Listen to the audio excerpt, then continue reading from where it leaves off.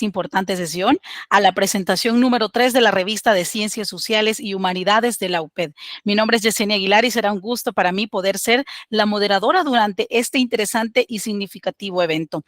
Le damos un cordial saludo a las autoridades académicas presentes, a los ponentes invitados, estudiantes y al público presente que está conectados con nosotros en esta sesión. Quiero mencionarles que la revista de Ciencias Sociales y Humanidades es una de las iniciativas de la Vicerrectoría de Investigación e Internacionalización a través del Centro de Investigación UPED, una publicación semestral, la cual es dirigida por pares evaluadores nacionales e internacionales, expertos que en cada una de las áreas que comprenden las ciencias sociales y las humanidades.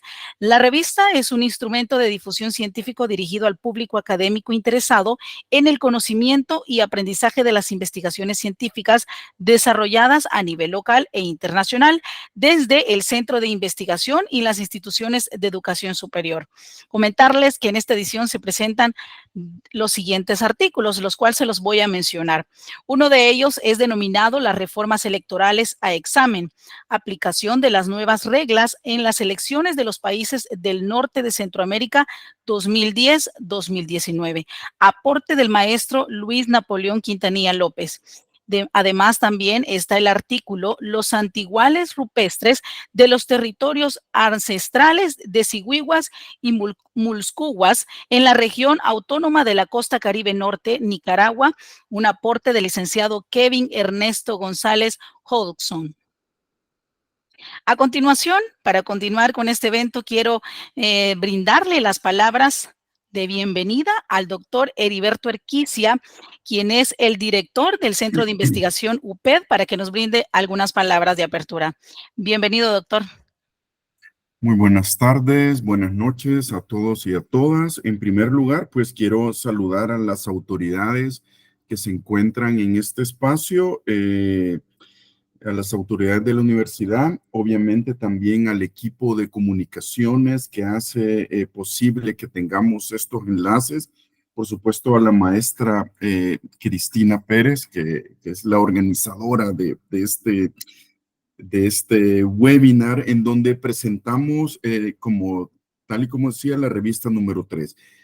Quiero brindar un agradecimiento especial a el licenciado Kevin González Hodgson, que es nicaragüense y bueno, está desde la Universidad Nacional Autónoma de Managua y que pues es uno de los escritores de este número que traemos hoy en día, ¿verdad?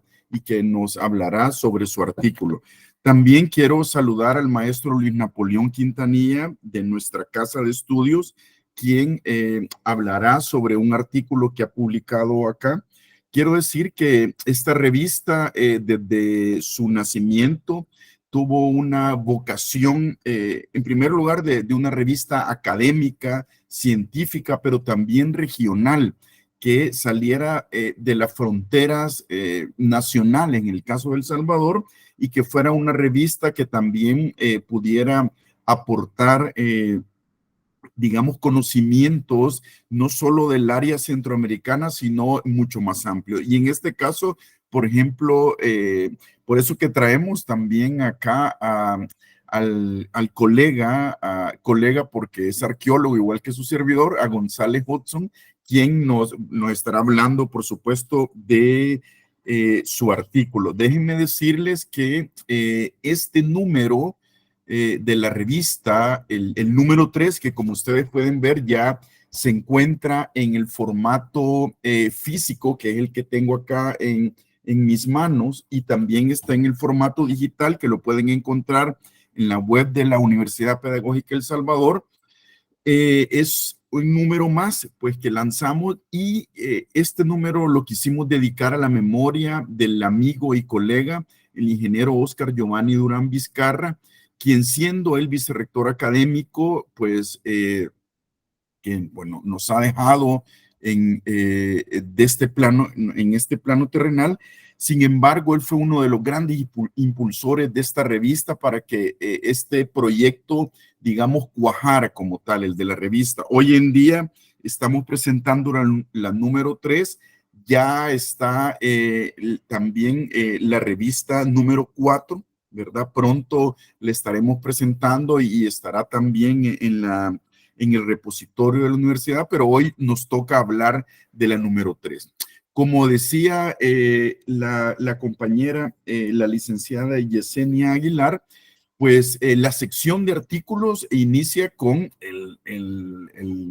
la, digamos, la magistral ponencia sobre los antiguales rupestres de los territorios ancestrales de Sihuihuas y Mulcuas, ¿verdad? En la región que es esta región de Nicaragua, ¿verdad? Que es hacia el norte y que nos trae, por supuesto, Kevin Ernesto González Hudson, que coordinó y escribió en coautoría con Misaki Fukaya, ¿verdad? Este colega japonés también. Luego, por su parte, tenemos el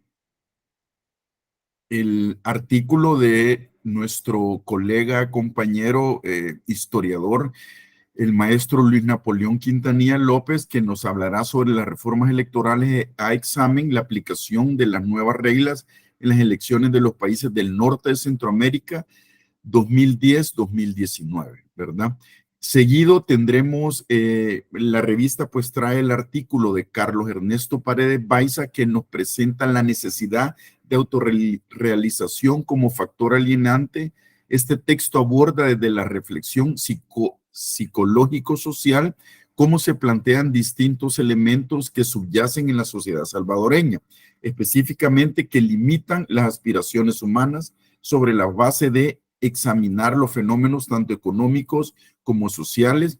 Se analiza el papel de los aparatos ideológicos como determinantes influencias en la creación de necesidades que violentan la identidad de las personas, imponiendo en ellas ideas disonantes entre lo que son y lo que una sociedad como la nuestra espera que sea. El último artículo de esta sección se denomina Desafíos educativos en México en tiempos del COVID-19 y sus variantes, la competencia comunicativa, que nos trae Jesús Acevedo Alemán. Artículo se centra en la competencia comunicativa y su importancia en las nuevas habilidades profesionales en la era pospandémica. Se analiza cómo se ha incorporado en la política educativa, en este caso de México, con el objetivo de formar perfiles competitivos con fuertes habilidades comunicativas, reduciendo las brechas de comunicación para el bienestar global. Y finalmente tenemos la sección de reseñas, en donde la maestra Gabriela Grijalva Menéndez de Guatemala, de la Universidad San Carlos de Guatemala, nos recenciona el libro Saldando Cuentas, Guatemala, el fin y los fines de la guerra, de Diane Nelson, donde adentra a la posguerra en Guatemala luego de los acuerdos de paz firmados en 1996, haciendo un balance de las cuentas por saldar luego del conflicto armado del país. Y para terminar, pues no me queda más que darle la bienvenida a esta presentación. Y como ven, la revista pues tiene artículos que hablan sobre Nicaragua, sobre El Salvador, sobre México, sobre Guatemala. Entonces, pues acá tenemos una revista que es regional, ¿verdad? Es regional, incluyendo, por supuesto, México, y espero que sea de su agrado. Como saben, pueden acceder a nuestra página y también está en el formato físico, que es el que su servidor tiene acá. Y luego, pues, vamos a decir por parte de las personas que están, digamos, encargadas de ello, cómo se pueden obtener estas revistas en físico, pero también las tenemos en virtual. Así que muchas gracias por su atención y pues continuamos con la presentación. Muy amable. Muchas gracias, doctor Erquicia, por esas palabras de apertura que nos ha brindado a todos los asistentes. Para continuar, voy a leer un resumen de la hoja de vida de nuestros ponentes, que en esta ocasión pues han brindado un gran aporte para esta revista. Voy a iniciar con el licenciado Kevin Ernesto González Hodgson, quien es arqueólogo, metodólogo, docente, investigador del Centro Arqueológico de Documentación e Investigación de la Universidad Nacional Autónoma de Nicaragua. También es tutor, lector de monografías de grado, autor y coautor de una decena de artículos científicos en revistas nacionales e internacionales. Además, ha sido colaborador en proyectos educativos e investigativos en el área de arqueología en la costa del Caribe, Occidente, Río San Juan, Nueva Segovia y Managua. Coordinador del libro Conociendo nuestra historia, Morritor y sus comunidades, en el marco del proyecto Un estudio local para el desarrollo, historia de Río San Juan y sus municipios. Además, ha sido participante en congresos y cursos bimodales en Guatemala, El Salvador, España y México, referidos a la cultura de la investigación, patrimonio cultural y conservación de bienes culturales. Finalmente, es miembro también de la Comisión de Interculturalidad del área de conocimiento de CCS y jurídica de la UNAM Managua. Eso es parte de lo que podemos escuchar del licenciado Kevin Ernesto González. A continuación voy a leer un breve resumen de la hoja de vida del maestro Luis Napoleón Quintanilla. Él ha estudiado un doctorado en Ciencias Sociales de la Universidad Nacional de La Plata en Argentina, estudiante de la maestría en Educación y Tecnología Digital de la Universidad de Investigación e Innovación de México, es historiador por la Universidad de El Salvador, con la maestría en Gestión Pública por la Escuela de Gobierno y la Universidad de Occidente de Guatemala y especialización en Docencia Superior por la Universidad del Caribe de Panamá. Él es investigador y catedrático universitario con especial atención en líneas temáticas de ciencias sociales, innovación educativa, procesos electorales, historia política y métodos de investigación, profesional en gestión académica, curricular y estratégica. Además, él es gestor de proyectos Learning, tutoría en línea y producción de contenidos digitales en tecnologías emergentes. Además, es miembro de la Red de Investigadores Científicos de América Latina y del Caribe, de la Red de Humanistas Digitales y de la Red Latinoamericana de Metodología de las Ciencias Sociales y de la Universidad Nacional de Plata, Argentina. Además, es investigador activo en la base de datos del Registro de Investigadores de Ciencias y Tecnología de El Salvador desde el 2024 y categoría de candidato a investigador junior de la CONACYT El Salvador y docente de educación superior certificado por el Ministerio de Educación y Tecnologías de El Salvador. Eso es parte de lo que podemos escuchar. Ya escuchamos una amplia experiencia en este tema, lo que se va a abordar esta tarde noche. Antes de darle la palabra a nuestros ponentes, quiero brindar algunas indicaciones y es que podríamos mantener tanto el micrófono apagado mientras los ponentes estén dando sus palabras y después tendremos, por supuesto, un espacio de pregunta para poder darles a ustedes el momento de hacer las consultas que tengan las preguntas a los ponentes respecto a este tema. Para continuar, quisiera brindarle el micrófono al licenciado Kevin. Bienvenido, licenciado, para que nos pueda hablar usted sobre la investigación, que por supuesto nos va a brindar muchos aportes para todos los asistentes. Bienvenido, man. Buenas tardes a todos los presentes, ya casi buenas noches, ¿no? Para mí es un gusto tener este espacio de socializar el conocimiento, sobre todo porque abonan, ¿no?, esas historias que muchas veces muy poco se cuentan. Su servidor, como expresaba, soy del Caribe nicaragüense, hago parte del Centro Arqueológico de Documentación e Investigación CADI de UNAM Managua, y a partir de ese centro la institución ha estado interesado, ¿no?, en trabajar muchas regiones de Nicaragua, en particular el Caribe nicaragüense.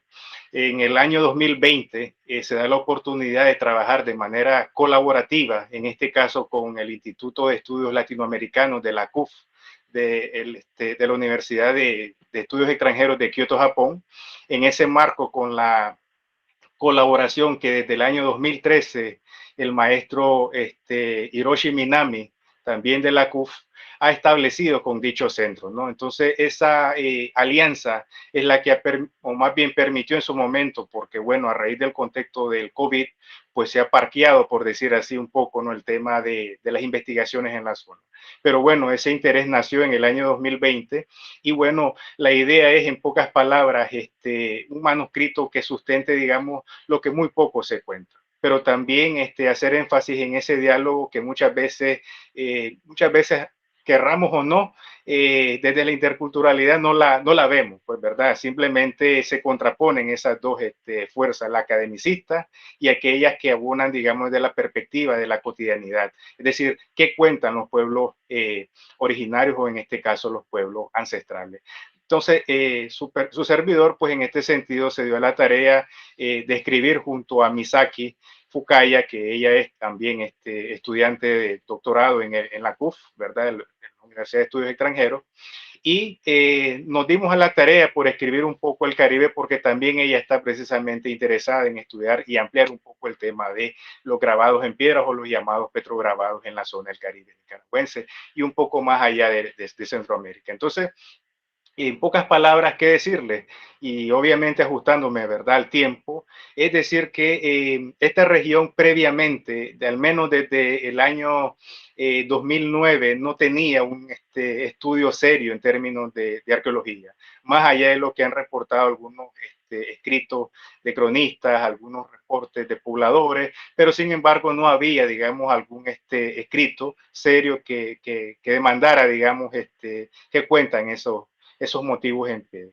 Entonces hablamos de 51 petrograbados o motivos gráficos rupestres que dan testimonio en dos localidades que hacen parte, en este caso, de la región autónoma de la costa caribe norte de Nicaragua. Un poco allá, situándonos, imaginándonos, ¿no?, en ese mapa de Nicaragua, frontera con Honduras. Precisamente muchos de los sitios que también en su momento previamente se han reportado por este servidor en la zona fronteriza con Honduras, también tienen algunas similitudes, ¿no? Un poco con relación a estas dos zonas que hacen parte, en este caso, del territorio centro-norte de Nicaragua, ¿verdad? Casi que en el centro-norte del país, con la vertiente del Caribe nicaragüense. Y que es lo que nos interesa también manifestar, esas relaciones, esas interacciones que se generaron en el pasado con estas sociedades que muy poco se cuentan.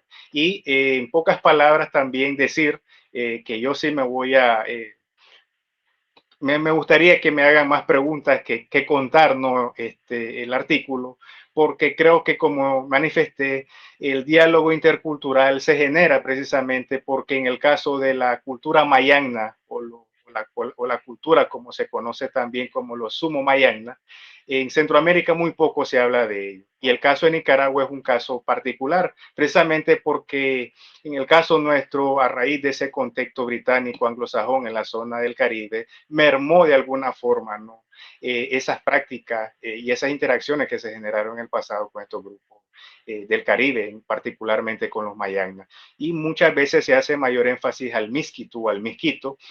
Sin embargo, los territorios que hoy corresponden a Siwiwas y Mulcuswas, que ya un poco castellanizando los términos, porque hacen parte de dos municipios de los 153 municipios que hacen parte del país, uno de ellos corresponde al nombre de Ciuna, simplemente que aparece ahí como Siwiwas, dándole y otorgándole un sentido de esa connotación de aquellos sociedades ancestrales que habitaron la zona, y que actualmente nosotros siempre hacemos énfasis a pueblos indígenas como que fuesen cosa del pasado, y no nos damos cuenta de que son cosas del presente, ¿verdad? Y no solo cosas del presente, sino sujetos, ¿verdad?, con valor. Entonces, en ese sentido, Siwiwas atiende al actual municipio de nombre Ciuna, ¿verdad? Simplemente que ahí, por un tema de carácter personal y de hacer énfasis en ese nombre ancestral, yo titulé el nombre de Siwiwas, ¿verdad?, que tiene un significado particular, y pues si hay interés, con mucho gusto lo podemos ampliar posteriormente. Y el otro nombre corresponde al actual municipio de Mulucucú, ¿verdad? Una zona actualmente habitado, llamémosle así, por mestizos o como en otras latitudes le conocen como algunos ladinos, ¿verdad? En este sentido, son ocupados precisamente por grupos étnicos que hacen parte mayormente de la etnia mayagna, pero que justamente por esos procesos, ¿no?, que van configurando nuestras historias, pues van mermando de alguna forma también esa forma de entender de que los territorios y los espacios a veces los vamos desplazando justamente por coyunturas actuales. Entonces, el municipio como tal, como les expresaba, se conoce como Mulucucú, pero que en el orden, digamos, de la etnia mayagna se conoce como Mulcushuas. Y muchos de estos nombres atienden precisamente a lo que algunos historiadores, lingüistas, arqueólogos, antropólogos han hecho énfasis mayormente de aquellos procesos migratorios que precisamente los actuales grupos que encontramos en el Caribe nicaragüense y gran parte en el centro norte del país, pues muchas veces fueron desplazados precisamente por las llamadas migraciones mesoamericanas en este sentido para el caso nuestro de norte a sur. Y precisamente, justamente encontramos estas sociedades mayagnas, miskitas, inclusive ramas que tienen algún vínculo con esta gran comunidad y esta familia sumo mayagna, inclusive emparentados con los llamados Matagalpas y en su momento también con los indios Taiziguas de Honduras, las vemos precisamente desplazados en el interior del país, ¿no? En esa zona selvática, montañosa, que al final de cuentas asumimos de que no hay que contar. Pero por el contrario, este estudio permitió al menos sistematizar grabados en piedras o manifestaciones gráficos rupestres que precisamente porque en el caso del sitio de Mulugupu está en el curso del llamado río Tuma, un río importante en la zona que precisamente constantemente está deteriorando los petrograbados y esa exposición, ¿verdad? Frecuente al sol y la erosión constante que están sometidas estas manifestaciones, pues están deteriorando. También manifestar algún tipo de prácticas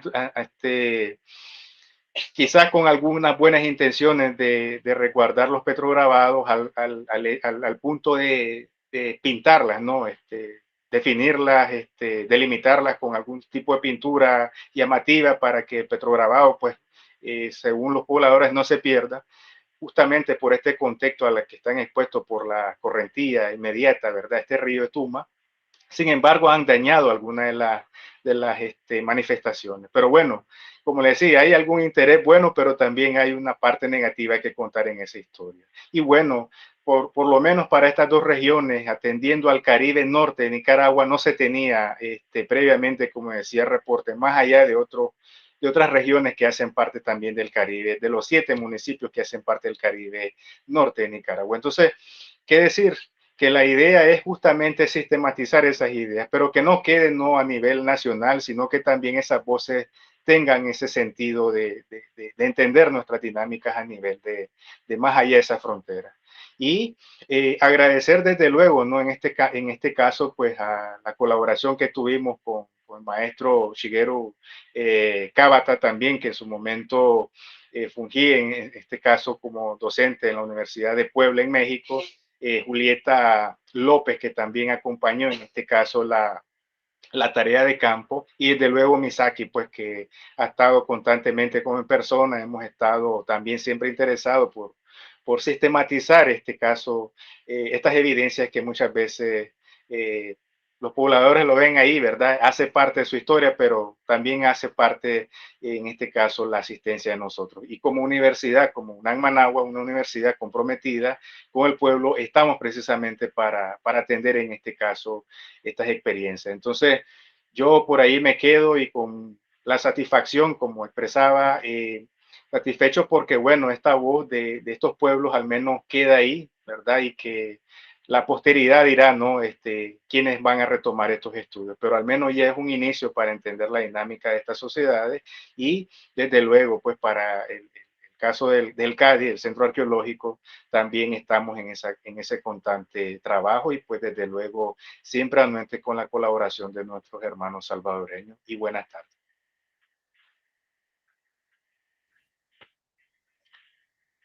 Bueno, muchas gracias, licenciado Kevin González, por esos interesantes aportes que se han dado a conocer. Sabemos que la investigación en la historia de nuestra región es muy importante para todos y pues, y qué más conocerla a través de usted que ha sido el autor de este artículo.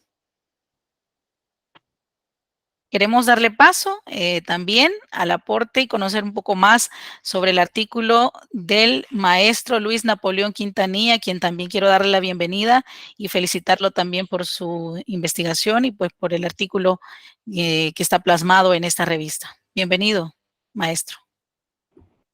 Muchas gracias, licenciada Yesenia, gracias por su felicitación y agradecer también el espacio que nos brindan a los investigadores que sistematizamos una serie de conocimientos y que nos permiten publicar en estos espacios académicos. Muy agradecido con el Centro de Investigación y la revista, el doctor Erquicia y la maestra Cristina Pérez. Muchas gracias. Me uno también al doctor Erquicia cuando dice que el número es en conmemoración en honor al ex vicerrector académico, el ingeniero Oscar Durán, a quien también conocí y trabajé con él juntamente en los inicios de la revista, así que también me uno a este recuerdo de un gran académico como era el ingeniero Oscar Durán. Y bueno, voy a hablar un poco de la construcción del artículo. Como podrán ver que el título es Las reformas electorales a examen. Podemos pensar entonces que si los vamos a poner a examen, quiere decir que ya antes de ponerlos a examen tuvo que existir una sistematización previa, y justamente este artículo que se presenta en el número 3 de la revista ya es la segunda entrega de dos entregas del análisis de la sistematización de las reformas electorales en el norte de Centroamérica. Y justamente el interés por sistematizar las reformas electorales en el norte de Centroamérica y sobre todo esta ambición por hacerlo en estos tres países es porque no había ningún esfuerzo por sistematizarlas en un solo espacio. El Salvador, Honduras y Guatemala, las reformas en el periodo 2010-2019 que se generan en esos tres países permiten conocer cómo se va configurando el poder, cómo se va configurando las reglas del juego, porque finalmente un sistema electoral son las reglas que permiten acceder al poder en una sociedad. Y quizá de los hallazgos más importantes es que a pesar de que somos tres países que estamos conviviendo en una región geográfica cerca, somos países que estamos uno al lado del otro, las reformas electorales que se dan en estos tres países son diferentes y atienden a las necesidades propias de cada sociedad, pero también atienden a las necesidades y a los deseos y a los intereses políticos de la élite política. Y esto va a ser importante, y también es importante recalcar que el corte que se hace en el 19 también es significativo, porque en el 19, al menos en El Salvador, irrumpe una nueva fuerza política, llega al poder el presidente actual, Nayib Bukele, y reconfigura todo lo que sabemos de la política en El Salvador. Entonces, muy acertada también la elección del año de término, que es 2019, porque en el 19 comienza otra era política. Y ya sistematizaré y analizaré la configuración de las reformas electorales en El Salvador, sobre todo en esta nueva época política, pero vamos a hablar un poco entonces de estas reformas electorales y cómo se comienzan a aplicar en los países del norte de Centroamérica. Bueno, podemos comenzar pensando que las reformas electorales nacen en la cabeza de alguien. Y justamente en los tres países nace en las cabezas de las élites políticas. Y en El Salvador, sobre todo, hay un autor, Miranda Cuestas, que involucra o introduce un nuevo actor, que es el sistema judicial. Y en El Salvador se conoce como reformas judiciales o reformas judicializadas electorales, porque las reformas electorales en El Salvador, sobre todo después de la reconfiguración del 2009 de la Corte Suprema de Justicia y la Sala de lo Constitucional, permite que se inicie una serie de reformas que provienen del seno jurídico o judicial y no del seno político. Las reformas electorales que nacen a partir de esta configuración de la Sala de la Corte Suprema de Justicia en El Salvador comienzan a crearse a partir de sentencias de la Sala y de la Corte Suprema de Justicia, y no necesariamente de diálogos, de negociaciones, de reflexiones al interior del seno político que es la Asamblea Legislativa. Entonces, este elemento que incorpora Miranda Cuestas al análisis de las reformas electorales en El Salvador es muy importante porque nos permite identificar de dónde provienen las reformas electorales en El Salvador. Y en su mayoría se da por sentencias de la Sala de lo Constitucional y de la Corte Suprema de Justicia. Entre las reformas que se dan en El Salvador, y ya de eso hace ya 10 años, en el 2014 comienza a escribirse esta historia de voto por rostro, esta forma de voto, de voto por rostro. Por ejemplo, la sentencia de la Sala de lo Constitucional permite u obliga al Tribunal Supremo Electoral a abrir las listas, es decir, antes se votaba por bandera, por ejemplo, únicamente para que nosotros votáramos por nuestros diputados teníamos que elegir una bandera. No conocíamos a los diputados y se respetaba el orden de la lista con el que el partido inscribía a su lista de candidatos. Entonces, por ejemplo, si el candidato A, habían 3 candidatos y ganaba, por ejemplo, el partido A, el orden en que llegaban a la Asamblea Legislativa era el orden en que el partido lo había colocado. Esta reforma que se da vía sentencia judicial modifica la forma del voto y entonces permite al ciudadano conocer al diputado. En una primera instancia se abre la lista, se desbloquea la lista y en otra instancia, ya en otra fase, ya es un voto abierto y desbloqueado. En una primera instancia nos permiten elegir el orden en que nosotros queremos a los diputados o seleccionar el rostro de los diputados que queremos que lleguen, pero siempre dentro de una misma línea de partido, y en un siguiente ejercicio electoral nos permite, por ejemplo, esta sentencia, esta reforma electoral en El Salvador, nos permite ya votar por diferentes partidos, lo que se conoce como una lista abierta y desbloqueada. Eso, por ejemplo, solo para poner un caso en El Salvador. Pero en Guatemala y en Honduras también se da una serie de reformas electorales. A mí me llama mucho la atención Honduras y les voy a contar cómo yo les denominaba las reformas que se dieron en esta región para esta década. Yo le llamo que en El Salvador es una lucha entre la élite jurídica y la élite política, porque justamente tenemos esta lucha entre la Corte Suprema de Justicia y la Sala de lo Constitucional contra la Asamblea Legislativa. Y es que en el artículo yo presento cómo la Asamblea Legislativa llega a un momento en donde decide no hacer la reforma que propone la Sala de lo Constitucional, y entonces se reúnen, votan y deciden reformar antes el código electoral, antes de aplicar la reforma que está exigiendo. Pero entonces es esta tensión entre la élite jurídica y la élite política.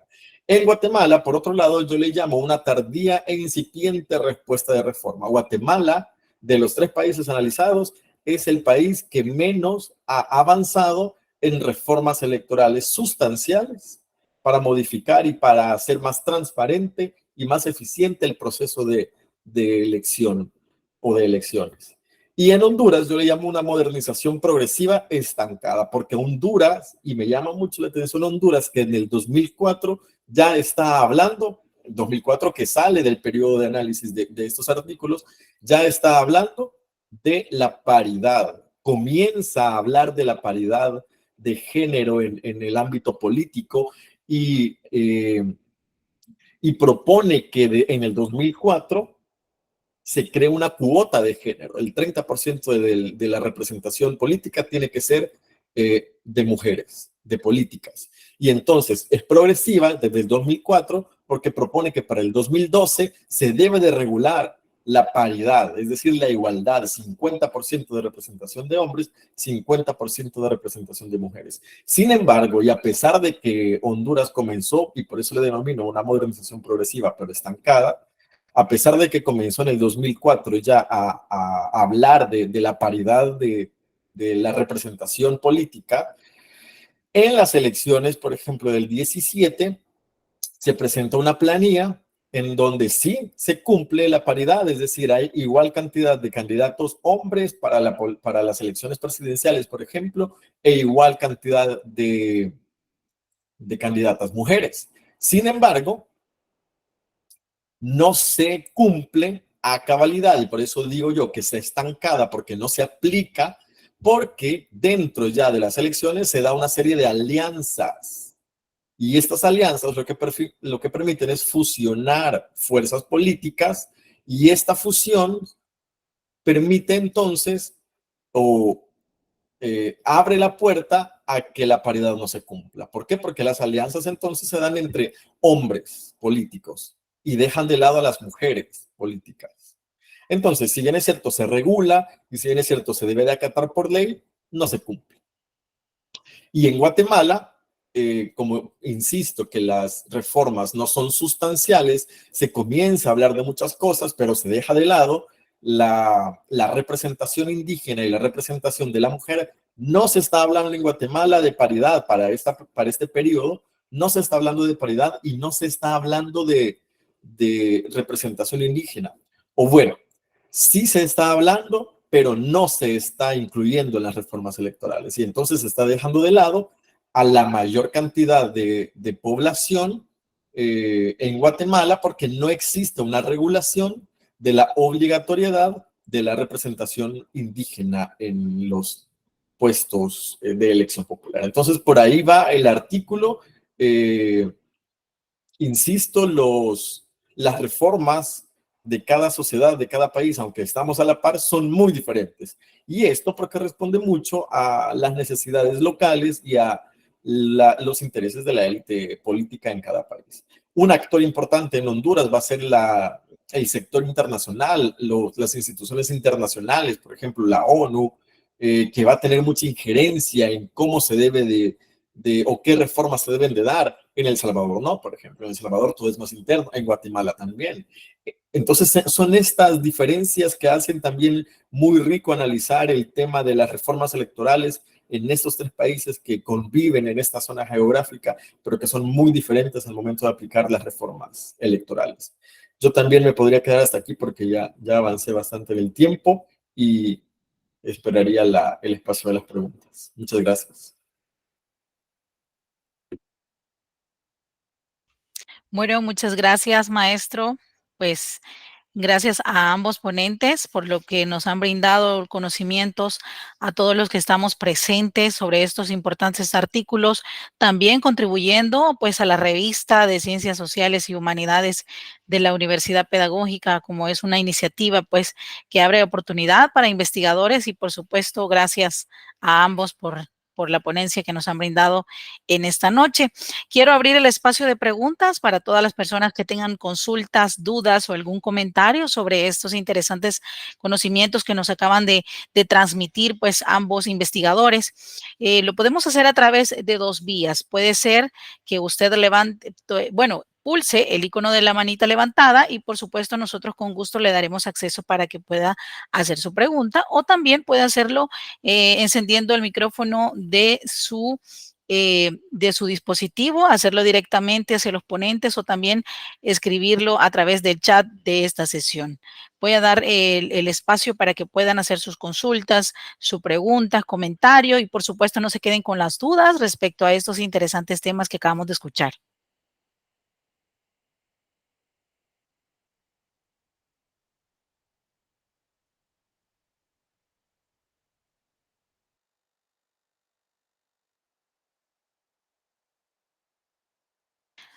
De momento no veo que haya alguna consulta, pero quizás, bueno, el doctor Heriberto Erquicia. Quizás Hola. nada más, doctor. Yo también tenía una consulta para el doctor, bueno, para el licenciado Kevin. Sabemos que, pues, para una investigación se necesita un proceso de investigación, un proceso científico. ¿Cómo fue ese proceso para poder llegar a culminar este artículo? Me imagino que hubo un tiempo para poder hacer esta investigación, un tiempo tanto en campo, leer y documentarse mucho para llegar a este artículo. Nada más quisiera que nos hablara un poco sobre este proceso que fue, ¿verdad?, para poder llegar a este contenido final que nos ha presentado en esta noche. Bueno, agradezco la inquietud que tiene quien escribió. Precisamente, el artículo nace, como les expresaba, por esa necesidad de sistematizar territorios que prácticamente no hay mucho interés en términos arqueológicos, más que el tema quizás un poco más antropológico, lingüístico, ¿verdad? Que también ha sido un tema de interés por la zona. Sí, y el caso histórico, desde luego, pero el caso de la arqueología como tal, no. De hecho, en este trabajo, el registro de documentación fue apoyado con fichas de registro que en este caso, quiero hacer la salvedad, nosotros tenemos parte en estos dos territorios del Caribe Norte a raíz del año 2019, que constantemente, bueno, más bien desde el año 2013, que en este caso la CUFO, en este caso la Universidad de Estudios Extranjeros de Kioto, ha establecido, digamos, esta colaboración con el instituto. Y su interés ha sido, en este caso, el centro norte de Nicaragua. Pero en el caso nuestro, que es en el caso del Caribe, también hay una afinidad, pues, porque al final es zona casi que inmediato al Caribe, vertiente atlántico. Y desde ahí nace ese interés por ampliar los estudios, no solo en la zona centro-norte con el proyecto Matiguás, que corresponde a un sitio en la zona, precisamente es el centro de Nicaragua, Matiguás, en el departamento de Matagalpa. También hay interés por ampliar los estudios en la zona del Caribe porque son zonas, como repito, muy cercanos, y precisamente ese vínculo con el proyecto Matiguá es el que nos da salida a trabajar en este caso en el Caribe nicaragüense. Y a raíz de ello, obviamente, de todo el proceso de autorización, con este caso el Instituto Nicaragüense de Cultura, nos permitió sistematizar mediante fichas de registro estos grabados en piedra y precisamente auxiliarnos también en este caso de la técnica o en este caso del empleo de la fotogrametría, que fue bastante importante para sistematizar en este caso los grabados. Como decía, hay algunos que están bastante deteriorados, pues, porque están bastante expuestos, hay pintas inclusive en algunos de ellos, quizás por un tema de ocio, de vandalismo, de qué sé yo, no han marcado alguna de los grabados. Y eso también nos permitió hacer justamente ese registro mediante técnicas y fichas de registro. Obviamente también no recuperamos material en superficie porque solo uno de los sitios, de los dos municipios que se intervino, solo en uno de ellos se logró apenas alcanzar material escasamente, ¿verdad? Apenas tres tiestos, me parece, fue lo que se recuperó. Pero por el indicador, en este caso el tiesto, está en torno, por lo menos eso es lo que hipotéticamente no está en el escrito, pero precisamente como hay escasez de este tipo de evidencia material de los tiestos, pues al menos hasta ahora está desde una perspectiva en torno al 300, 600, 800. Eso es más o menos una cerámica muy particular para la zona centro-norte de Nicaragua y muy probablemente con interacciones hacia la zona del Caribe. Entonces, también ese proceso metodológico para sistematizar la idea y completarla en un manuscrito, pues no crean, no somos especialistas quizás directamente en el tema de arte rupestre. Mi persona ha estado familiarizado un poco quizás con el tema de semiótica cultural, un poco el tema de iconografía, pero estamos precisamente también trabajándolo ahora por el lado del arte rupestre. Ya previamente lo había hecho en su momento justamente en El Salvador en el año 2018 con un trabajo, en este caso de vasijas o en este caso de unos zapatos que le llaman o zapatones. Seguramente en el caso de El Salvador, que precisamente en el MUNA hay algunos ejemplares que atestiguan justamente esas interacciones entre nuestras regiones, y por ese lado es que también me he ido. Hemos hecho consultas precisamente con colegas salvadoreños, en costarricense, guatemalteco, en el caso del doctor Rafael Castillo, quien ha estado directamente también apoyándonos en ese sentido, y otros compañeros, en este caso de Honduras y el caso de Hugo, Chávez, que también ha colaborado en algunas lecturas, en algunos aportes de teoría que abonen, digamos, a esa construcción coherente. Pero solo una cosa, ¿verdad? En el caso, por ejemplo, de uno de los sitios, y quizás aquí va un poco el tema de aquellos que están conectados y que quizás hacen parte en este sentido de la maestría en interculturalidad. Muchas veces, querramos o no, y lo vuelvo a repetir, esas dos voces, ¿no? La academicista y por otro lado los pueblos, muchas veces la dejamos de lado. Y quizás ahí es una reflexión también para nosotros, porque desde la academia muchas veces imponemos, querramos o no, la teoría, ¿no? Y no tomamos en cuenta las posturas, como el caso que también nos facilitó la fotogrametría, que es un sitio bastante interesante, que para los pobladores ellos lo han definido como un sitio sagrado. Y es precisamente un territorio llamado Kiulna. Kiulna es un territorio que también le llaman grabados escritos o grabados en piedra, en lengua mayagna. Precisamente ese grabado ellos lo han definido como un sitio sagrado justamente porque desde la parte técnica nuestra nosotros reconocemos que hay oquedades muchas veces en la superficie de los elementos rocosos, ¿no? En este caso los soportes rocosos, porque en este caso este sitio está muy inmediato a una correntía, el río Ulí, ¿verdad? ¿Y qué sucede? Bueno, la gente constantemente visita en el lugar, es un lugar, un espacio para esparcimiento, en el que precisamente la gente, los comunitarios, se vuelcan a tocar música, a escuchar las melodías de los pájaros, en este sentido, las correntías del río. Pero sucede que para ellos ese sitio sagrado no solo es espirales, en este caso grabados en piedra. Para ellos asumen de que hay pisadas, ¿verdad? Humanas incrustadas en ese soporte rocoso. Y eso para nosotros también debe tener un significado y un valor para la ciencia, porque al final la ciencia dice, hombre, no, ¿verdad? El tema son oquedades y asumimos de que sí, tienen que ver con un proceso probablemente erosivo, qué sé yo, y no asumimos que también puede ser parte de aquellos procesos que también construyeron, configuraron ese espacio. Entonces, esa historia y el tema oral, que también se me escapa, el tema de la oralidad con los territorios mayagna, fue importante retomarlo precisamente para definir estos términos que llevan en este caso el manuscrito que estoy compartiendo ahora. Bueno, muchas gracias, licenciado. El doctor Erquicia creo que también tenía una consulta. Le voy a abrir paso al doctor y luego voy a leer dos preguntas que tengo en el chat de la sesión para hacerle una pregunta a cada uno de los ponentes.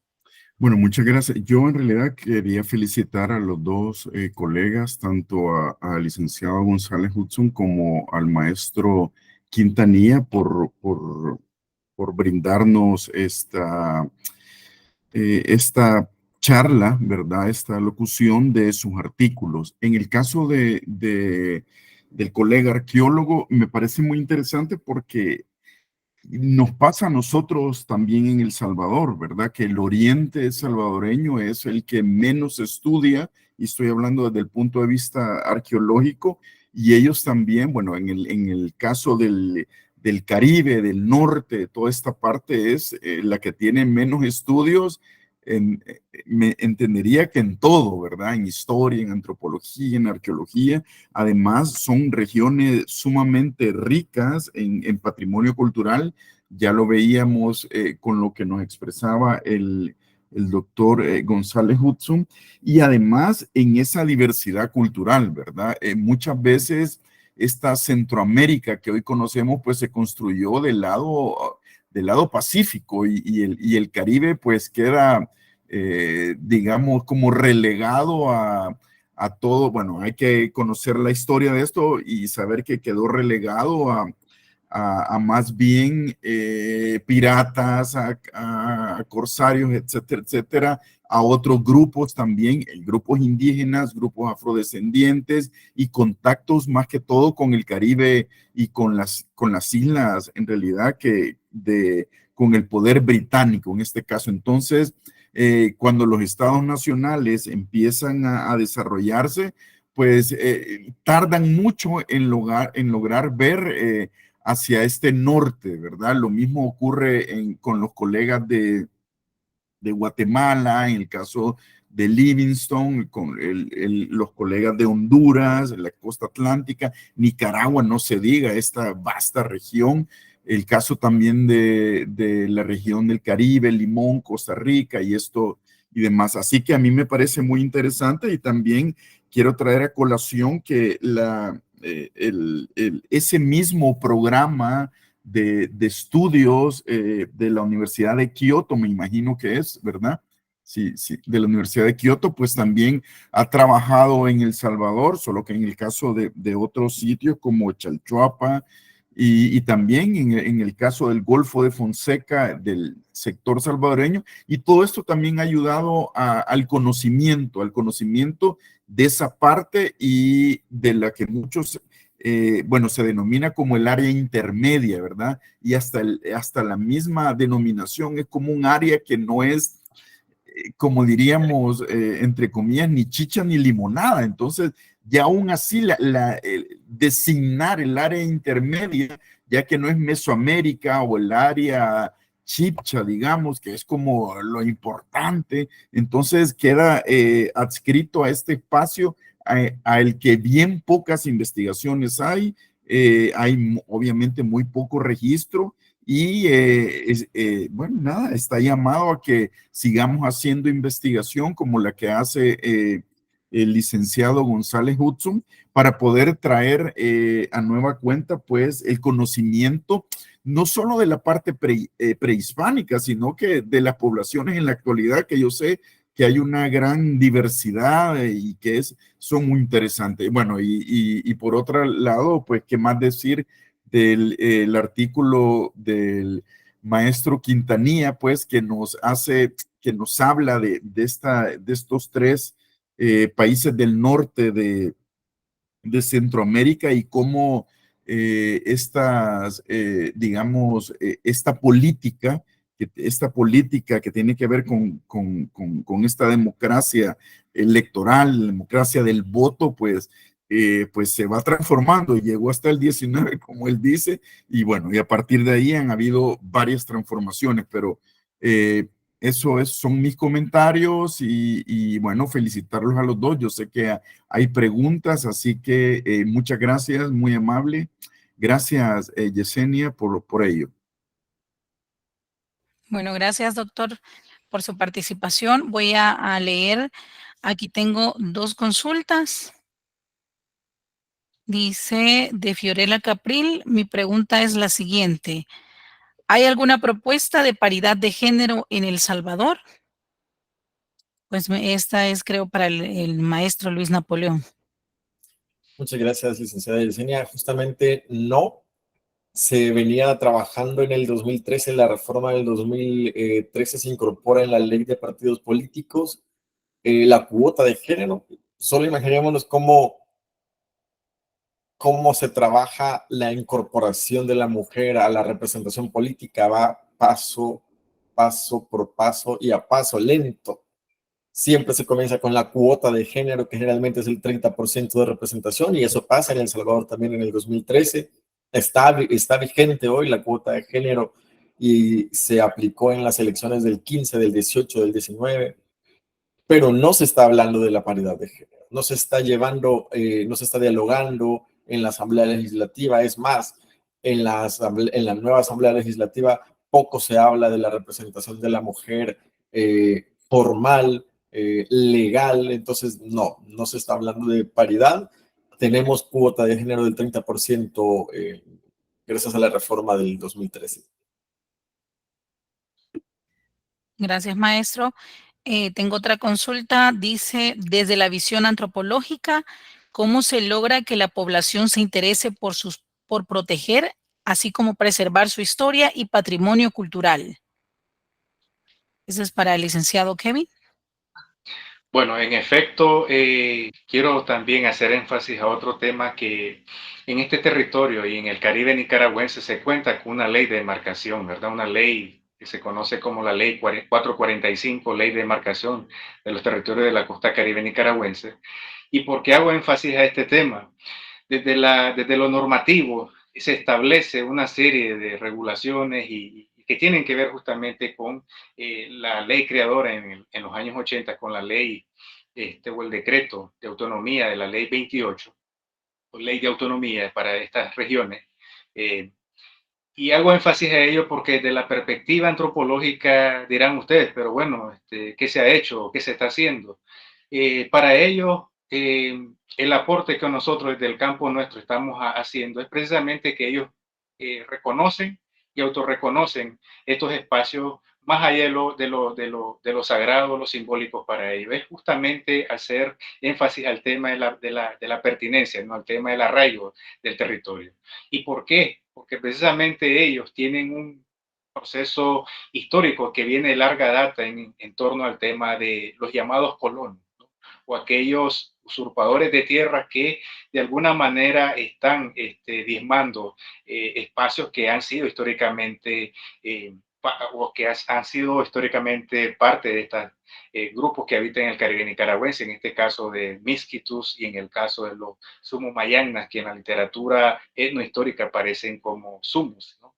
Un tema ya justamente a raíz del contexto anglosajón, que es el que da paso a esa alianza entre ingleses y misquitos o misquitus, y que los autodenominan con un peyorativo, ¿no? De sumos o indios de poca capacidad para pensar.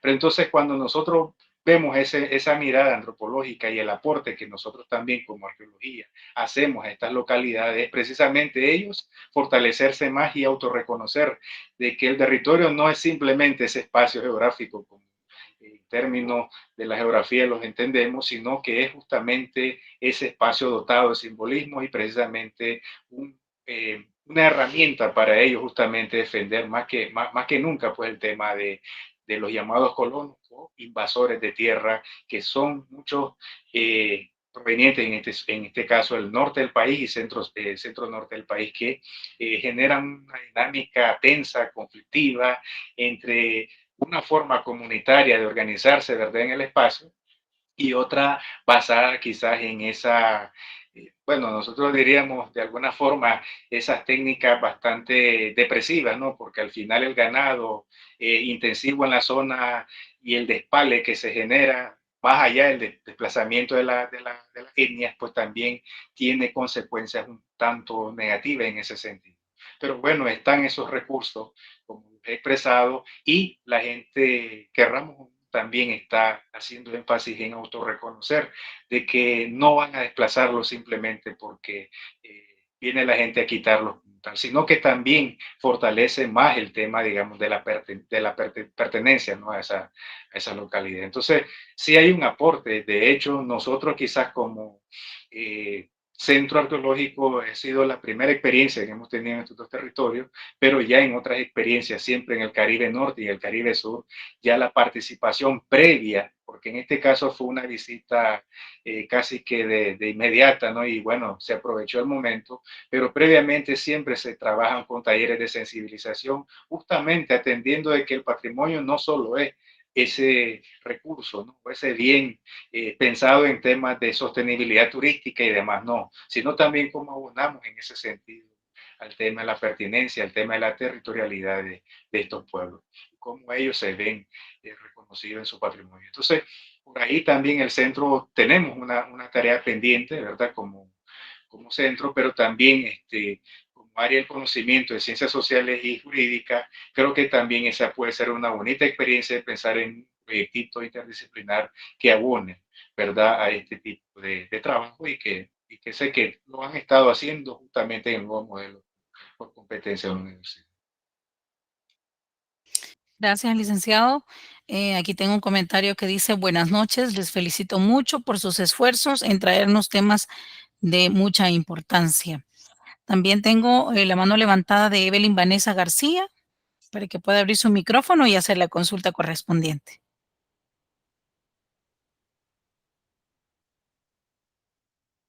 Sí, buenas noches.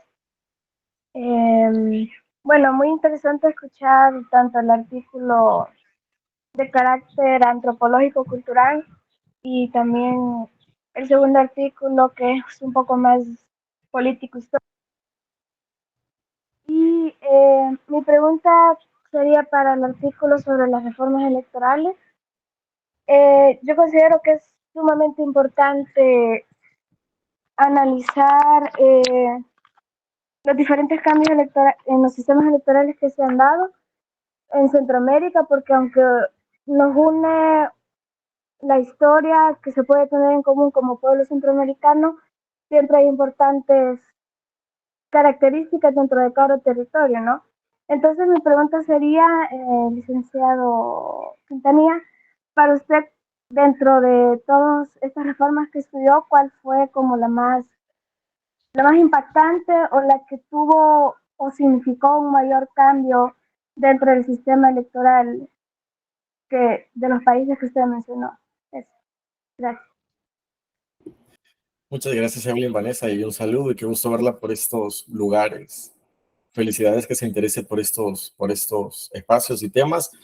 Bueno, como lo mencionaba y les comentaba también, me parece que Honduras, como yo le llamaba, modernización progresiva, estancada, porque se estanca en el 17 con la aprobación de la reelección presidencial, pero me parece que Honduras era muy avanzada entre los tres países de Centroamérica, del norte de Centroamérica, políticamente. Honduras, en cuanto a reformas electorales, estaba bastante avanzada. Me parece genial la decisión de Honduras de separar el Tribunal Supremo Electoral del Tribunal Judicial Electoral o el aspecto judicial. Me parece muy acertada y que en el 2017 ya se vea esa reforma y se comience a trabajar.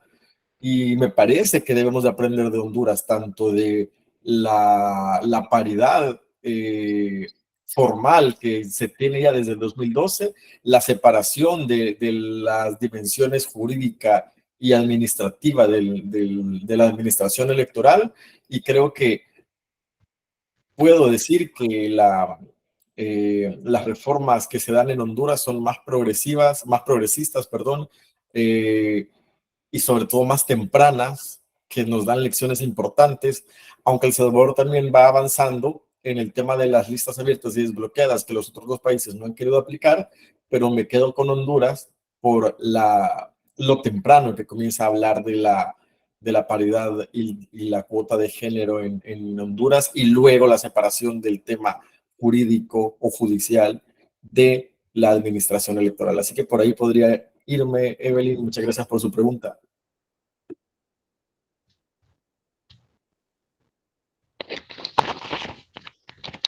Gracias.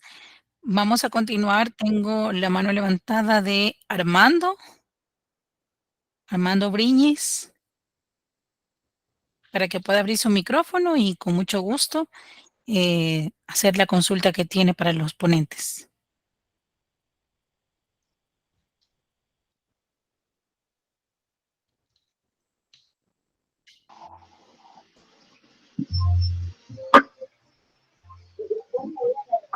Buenas noches. No, había hecho un comentario, era solamente un comentario que había hecho en el chat. Era para felicitar a los ponentes y realmente considerar de que estos espacios académicos hay que seguirlos estimulando, porque le hacen falta a El Salvador y a todos nuestros países de Centroamérica. Muchas gracias, sobre todo al doctor Esquiza, por la invitación. Gracias.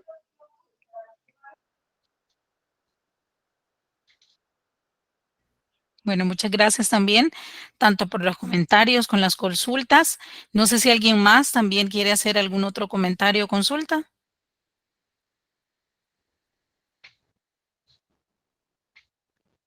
Bueno, si no, ya teniendo claro pues los temas y todo la información que acabamos de escuchar, pues quiero darle paso a las palabras de la maestra María Julia Mengíbar, quien es decana de la Facultad de Posgrado y de Educación Continua de la Universidad Pedagógica, para que nos pueda brindar unas palabras de cierre antes de continuar con el segundo punto de este importante evento. Bienvenida, maestra. Gracias, licenciada Yesenia. Bueno, felicitar a los dos ponentes especialistas esta noche, maestro Napoleón y licenciado Kevin. Gracias por los valiosos aportes. Felicitar también a la Vicerrectoría de Investigación e Internacionalización a la Dirección de Investigación, doctor Erquicia, por el esfuerzo que desarrollan en el área de investigación con temas muy relevantes, muy importantes, y sobre todo gracias también por tomar en cuenta a la maestría de interculturalidad. Están algunos de nuestros estudiantes presentes con temas que sabemos son muy valiosos, y es importante desde la educación superior reconocer que es necesario investigar, ampliar esos conocimientos, innovar, la necesidad que hay de descubrir temas que quizá han estado escondidos, han estado ocultos, y qué necesario es traerlos y a través de esta revista poder conocerlos. Y qué bueno pues que sea en memoria de nuestro recordado y amado vicerrector académico, el ingeniero Oscar Durán, que esté nombrada esta tercera edición. Así que felicidades para cada uno de ustedes que hacen posible este esfuerzo, y creo que seguiremos apostándole a ese desarrollo en la investigación, y sobre todo ir innovando en cada uno de los temas que estemos proponiendo. Cada uno de nuestros estudiantes de la maestría, su enfoque más que todo que es investigativo, creo que lo van a aprovechar al máximo, así que queremos pedirles que siempre nos tomen en cuenta para la maestría en interculturalidad, que creo va a ser muy valioso en su desarrollo profesional y en su formación. Gracias y felicidades.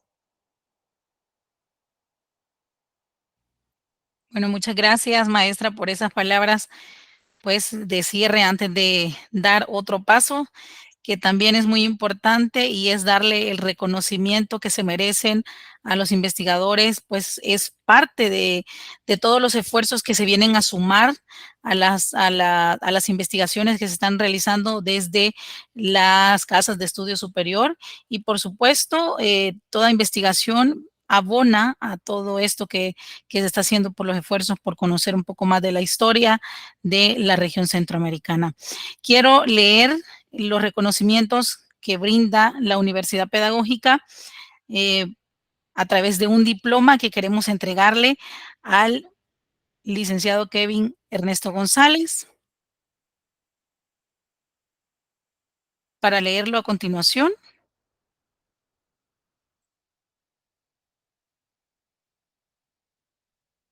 Y felicitarlos, por supuesto, nuevamente por sus aportes.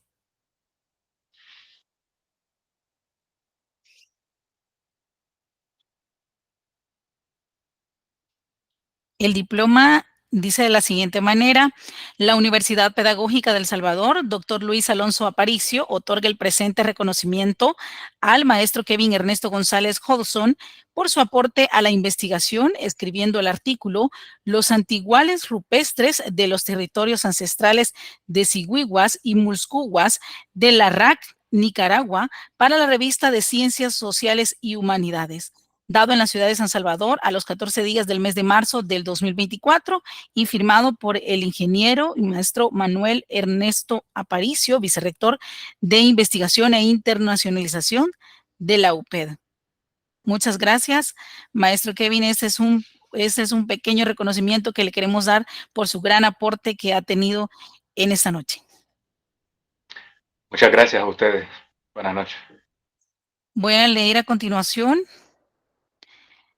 el siguiente reconocimiento, que es para el maestro Luis Napoleón. Dice de la siguiente manera: la Universidad Pedagógica de El Salvador, doctor Luis Alonso Aparicio, otorga el presente reconocimiento a maestro Luis Napoleón Quintanilla López por su aporte a la investigación, escribiendo el artículo "Las reformas electorales a examen, aplicación de las nuevas reglas en las elecciones de los países del norte de Centroamérica 2010-2019", para la revista de Ciencias Sociales y Humanidades, dado en la ciudad de San Salvador a los 14 días del mes de marzo del 2024. Firma el ingeniero Manuel Ernesto Aparicio, vicerrector de Investigación e Internacionalización de la UPED. Muchas gracias. También a usted, maestro. Muchas gracias. Bueno, y de esta manera estaríamos dando por finalizado la presentación de la edición número 3 de la revista de Ciencias Sociales y Humanidades de la UPED, que como ya mencionábamos, se viene a sumar a todos estos esfuerzos de investigación que se están desarrollando de diferentes puntos académicos de la región centroamericana. Tengan todas muy buenas noches y damos por finalizada la presentación de este evento virtual que hemos tenido en esta noche. Muchas gracias por asistir. Buenas noches. Feliz noche para todos. Feliz noche para todos. Buenas noches.